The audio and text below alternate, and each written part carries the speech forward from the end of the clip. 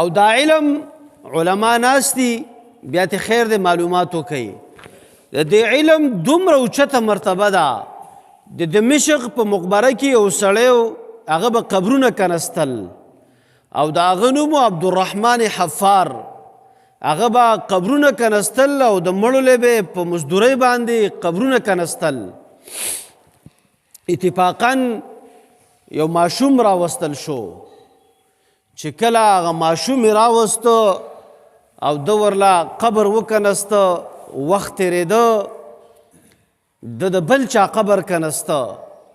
چې کله یې کنسته د دغه ماشوم قبر دا راښکاره شو چې ویې کتل دا ماشوم انتهایی ښایسته پروتو او د دې مخ نه رڼا را روانه وه او د دې مخ نه داسې شعاګانې اوچتېدلې چې د نور دا رڼا یې کمزورې کوله. سړی حیران شو چې دا څنګه چل دی. وقت تېرېده، کال یا 6 میاشتې پس د هغې هلک بل ورور یې راوړو مقبرې ته او د هغه خواته ښخ که. اتفاقا چې کله یې ښخ که نو دا سړی لګې دی بل قبر کنلي. نو د هغه بل ورور قبر یې راښکاره شو چې ویې کتل هغه د هغه نه ډېر ښایسته و. دا سړی روان شو لاړ مور پسې. مور ته ولوی چې ستا 2 بچي په دې مقبره کې ښخ دي، خو دا دواړه ماشومان چې راغلي دي نو د مقبرې باندې الله رحمتونه رالیږلي دي، ستا د بچو څه کار کوو؟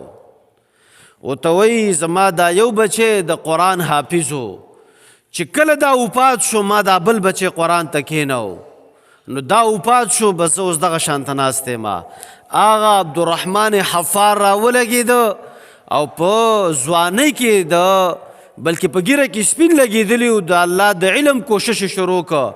په دمشق او په شام کې د عبدالرحمن حفار نه غټ عالم نه و. بیا ورونو دا مه وایئ چې زموږ ژبې پیړې شوي دي، دا مه وایئ چې زموږ دماغ کار نه کوي.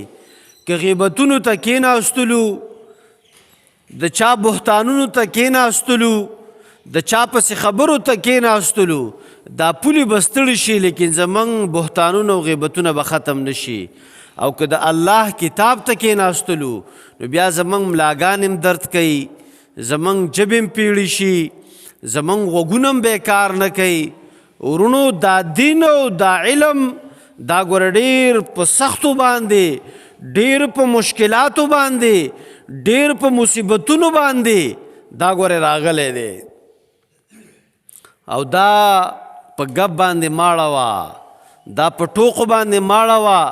دا تاله نن الله یو وقت درکړی دی، الیوم یوم عمل لا حساب فیه وغدا یوم الحساب لا عمل فیه. نن د عمل ورځ د عمل وکا، سبا ګورې د حساب ورځ د عمل پکې بیا نشي کولی.